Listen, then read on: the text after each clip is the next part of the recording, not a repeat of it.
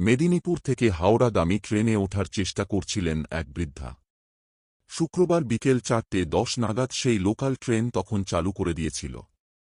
তাতেই কোনোক্রমে ওঠার চেষ্টা করছিলেন বৃদ্ধা। ট্রেনের গতি বেড়ে যেতেই নিয়ন্ত্রণ হারান বৃদ্ধা। চাকার তলায় পড়েই যাচ্ছিলেন।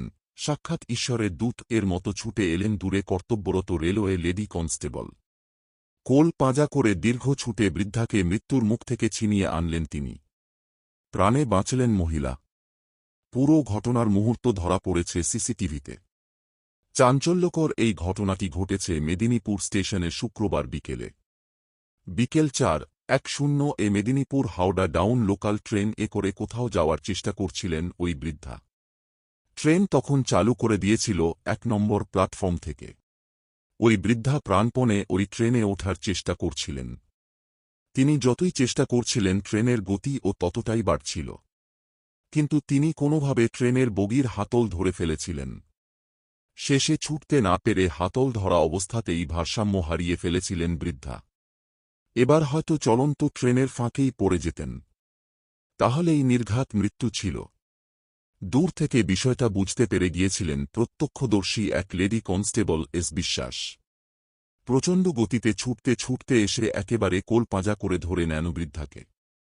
কোলে করে কোনোভাবে ওই হাতল থেকে ছাড়ানোর চেষ্টা করেন বৃদ্ধাকে।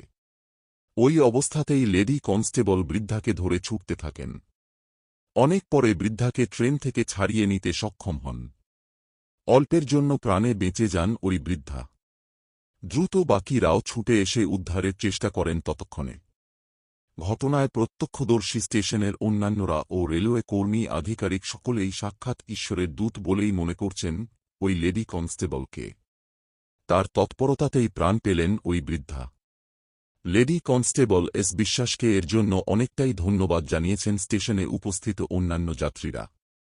শাবাশি কুড়িয়েছেন রেলওয়ে আধিকারিকদের কাছ থেকেও।